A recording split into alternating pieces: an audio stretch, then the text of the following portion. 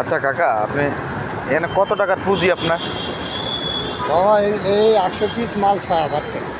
এই হলো 6,000 টাকার আগ। হ্যাঁ, আরও আকাইতে দেখছি।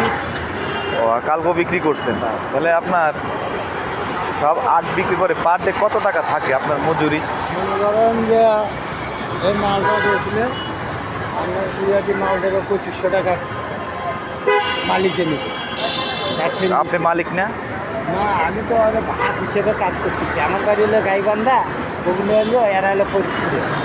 ও, মানে আপনি অন্য একজনের কাজ করে? হ্যাঁ হ্যাঁ। তা আপনার কয় টাকা মজুরি দেয়? আর হিসেবটা শুনে 2500 টাকা বাদ দেখি। হ্যাঁ। তারপরে আপনার হলে এই গাড়ি যেখানে রাখি সেখানে 250 টাকা যাবে পার ডে? Per day. তারপরে আপনার দুজন মানুষে খাবো 300 টাকা, 250, 300, 550, 3,050, 3,050।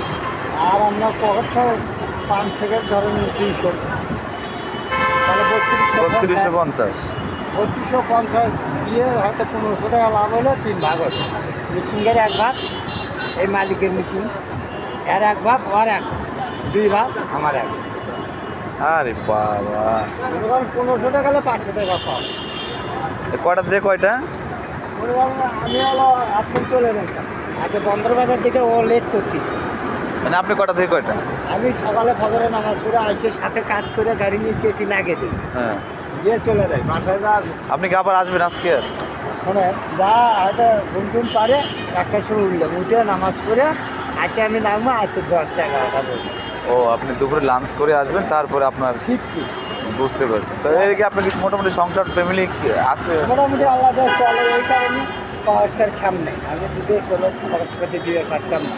এটাই হচ্ছে পরীক্ষা দিবে এই সামনে, আর 3-4 মাস আছে। কে? আমার ছেলে। ও, ছেলে পরীক্ষা দিবে। আর একটা ওই যে কোনাবাড়ি দিদি বলেছে, ওই কোনাবাড়ি মৌচা ঢাকায় খালার বাসায় খায়। আপনার দেশের বাড়ি কোথায়? গাইবান্ধা। গাইবাড়ি খালার বাসায় খায়। ওই আচ্ছা, এমনি রাস্তায় রাস্তায় কি এখন কোনো ইয়েটি আছে নাকি, কোনো জোর জুলুম কিংবা চাঁদা মাদা নেওয়ার কোনো? আগে এরকম জুলুম আর কেউ করে না, কিন্তু এটা একটা রোগ খরচ আছে। ওইরকম দোকানদার না, যেটা আপনার জেনুইন এটা তো বাড়তি একটা খরচ থাকে না, অনেক চাঁদা, অনেক আসে কয় যে চিন্তায় মিন্তায় অনেক 100-200 টাকা জমা। নাই। এই রোড খরচ আছে। না, যেটা দেওয়ার এটা তো দিতে হবে, রোড খরচ। এটা খাতা আছে, আমরা